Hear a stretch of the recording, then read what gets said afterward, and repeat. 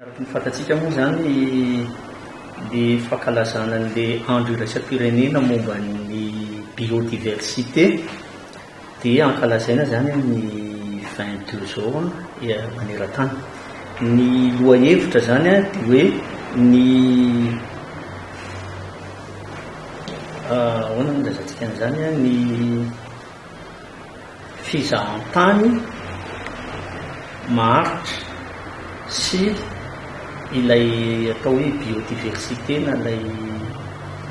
sarotra be mamadika rehetra iainana zany fa ilay zava-manan'aina zany rehetrarehetra ao anatin'ny ataontsika hoe ao anatin'le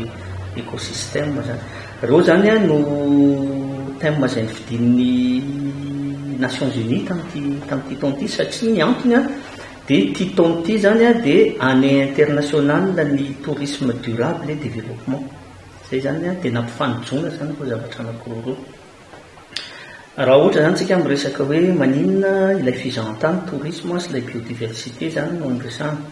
Raha aty Madagasikara angamba dia io matetika le lazain'ny olona manao savoir le hoe écotourisme io zany misy fandraisany mivantana amin'le izy. Ny afatra tianao ampitaina zany ao anatin'le ity journée ity dia hoe raha ohatra ka ampiarahana zany ny fizahan-tany maharitra sy ilay biodiversité, ny zavatra kajianao anatiny zany dia hoe ampitombo ny ari-karena faobe na hoe ampivelatra ny économie zany eto Madagasikara. Ny zavatra ray tenitenao tsipihana ao anatiny zany dia tsy nitenitsika hoe ilay fizahan-tany sy ny biodiversité fa ilay hoe fizahan-tany maharitra ilay durable zany sy ilay biodiversité. Ao anatin'ilay hoe durable zany dia hoe raha eo foana zany voankazo foana ilay biodiversité dia mitohy ny tourisme. Fa raha ohatra ilay biodiversité izay sariantsika n'ilay mpizahan-tany zany tandrondondoza na simba dia ho simba vetivety ary tsy ateza koa zany dia fizahan-tany ao anatin'io anio. Reo zavatra roa reo zany tena ampitaina hoe tia ampiakatra n'le isan'ny mpizahan-tany ety amintsika zany izavoir ilay atao hoe karazana tontolo iainana zany izay mampiavaka amin'ny Madagasikara. Misy teny anankiray nefa zany rehefa mijery zany ny manam-pahaizana eran-tany dia mahita fa i Madagasikara zany dia misy zavatra roa mifanohitra foana eto amintsika. Firenena manan-karena amin'ny lafin'ny tontolo iainana kanefa ny feno mponina mahantra. Rehefa mahantra ny olona dia matetika tsy misy ahafahany miantoka ny fivelomany afatsy ny fitrandrahana n'ireo biodiversité reo. Io dualité io zavatra mifanohitra io zany no mila hitadiavantsika vahaolana hoe mahazo mpizahan-tany betsaka tsika izay miteraka fananan'asa, miteraka zavatra maro amin'ny économie kanefa ilay biodiversité na ilay tontolo iainana izay sariantsika azy raha ireo mipotika dia hijanona dolodoloka ny zavatra rehetrarehetra zany. Zavatra roa zany nijerena ilay lafiny ara-économika izay mahatsara n'ilay fizahan-tany sy ilay resaka tontolo iainana ilay biodiversité, fa raha tsy voaharintsika ara-dalàna koa ireo biodiversité ireo dia tsy afaka hiara-dalana zany izay zavatra izay satria ny mampiavaka azy dia miverina any amin'ilay tenen'ny Nations Unies foana hoe objectif pour le développement durable mifandray ihany. Amin'ny biodiversité indray izy dia mifandray amin'ilay atao hoe objectif d'Aichi. Io objectif d'Aichi io zany ao anatin'ilay hoe convention pour la biodiversité biologique misy roapolo ny ao anatiny. Ao anatin'ireo zany misy eo amin'ny valo eo ao anatin'ireo roapolo ireo izay miresaka n'ilay biodiversité sy ilay tourisme. Dia ny zavatra resahanao anatiny zany dia izay hoe niezaka atao dia atao koa zany izay ampatonga saina ny olona fa ilaina reo tontolo iainana biodiversité, reo zavaboary izay ananantsika reo ilaina zany reo, ka raha tsy ahitantsika vahaolana zany ny fitantanana an'ireo mampiaina n'le tsindry isan-karazany sy le fahasombana dia tsy afaka tena amelatra n'le fizahan-tany tsika satria alaivo sary an-tsaina zany hoe misy mpizahan-tany be da be tonga alohan'ny hidirany any amin'le valan-javaboary olona mahantra be no hitany, fampitehana no hitany dia rehefa avy eo izy miditra any anatina zavatra zany izay atao hoe tsara dia na le torista raha angamba mahatsiaro tena ohatrany tsy mandrimandra ny sainy satria fahantrana aloha ny vataniny voalohany dia izay izy vao hoentina any amina zavatra hoe tsara dia rehefa hitany indray le zavatra lazainy zany fa hoe zavaboary izay mampiavaka atsika dia jerena no manodidina azy fa fampitehana dolidoly sy fahantrana io ka tsy mandeha rery zany io zavatra io fa tsy maintsy miaraka izay zavatra izay inona ny dikan'izay manana ny andraikiny zany ny olona izay mitantana n'ireny valan-javaboary ireny fa manana ny andraikiny be da be koa zany izay olona mampivelatra n'le fizahatany satria misy fifampikinana reo anankiroa reo izay zany nahatonga n'le atao hoe loahevitra zany tamin'ity taon'ity amin'le hoe andro iraisam-pirenena momba ny zavaboary no nampiarahana anazy zany tamin'le resaka hoe fizahatany maharitra sy mateza io zany alohan'ny mametraka an'le tahiry dia fantatra hoe inona ny zava-misy natonga ny fametrahana an'le tahiry zany ho an'ny faritra arovana sy ny valan-javaboary dia fantatra fa tena tsy ampy mihitsy zany ny vola entina mitantana an'izy ireo satria itsika zany dia saika niankin-doha tanteraka tamin'ireo mpamatsy vola be mivelany ary ny vola zany izay azon'ny fanjakana na arotsaka tao anatin'ny fitantanana an'izy ireo dia tena kely dia kely mihitsy zany fa tsy mahasana an'le izy noho izany tandondon'ny doza be zany izy io izay zany natonga hoe natsangana le tahiry-pirenena zany ho an'ny famatsim-bola ny faritra rovana sy ny zavaboary amin'izao fotoan'izao zany zahay dia eo amin'ny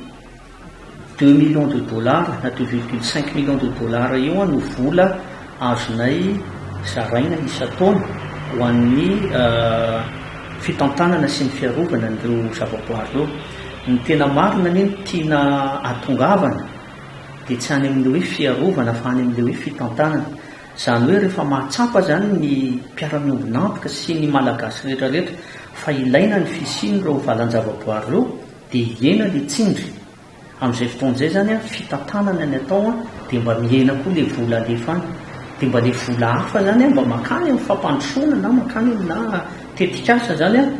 izay misahana ny andavanandro mponina satria araka ny lazaiko teo hoe rehefa mahantra le olona dia mieritreritra izy fa ny anatin'ny ala zany na ny anatin'le zavaboary no ahitany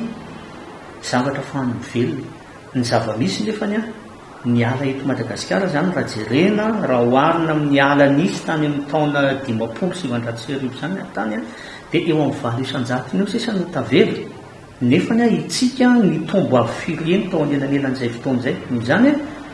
miakatra zany le tsindry misy fifandraisany foana hoe raha vao mahantra le olona dia mibetsaka ny tsindry makany amin'ireo zavaboary reo dia izay zany mpandray anjara mitondra famatsim-bola ho an'ny valan-javaboary fa tokony isy koa zany tahiry na misy ny tetikasa-panjakana zany izay mifatoka makany amin'ny fampandrosoana ny olona mba tsy ho lasa hiankin-doha be loatra amin'ilay zavaboary efa kely sisa tavela eto amintsika satria io zavaboary io manko matetika tenenina hoe ny olona ve noana dia gidro na ovanareo misy manao iran'izany mihitsy mety misy fahamarinana zany zay kanefa ny zavatra ray matetika zany tsy tsapan'ny olona dia zao ny fijanonan'ireo ala sy zavaboary ireo no ahafahana mitazona sy mampiakatra amin'ny famokarana eto amintsika satria rehefa potika zany ireo tontolo iainanareo dia lasa betsaka ny tondra-drano ny tsiron'ny tany vetivety dia lany nefany ny rano sy izay tsiron'ny tany izay no ahafahana mitazona ny famokarana na ahafahana mampakatra ny famokarana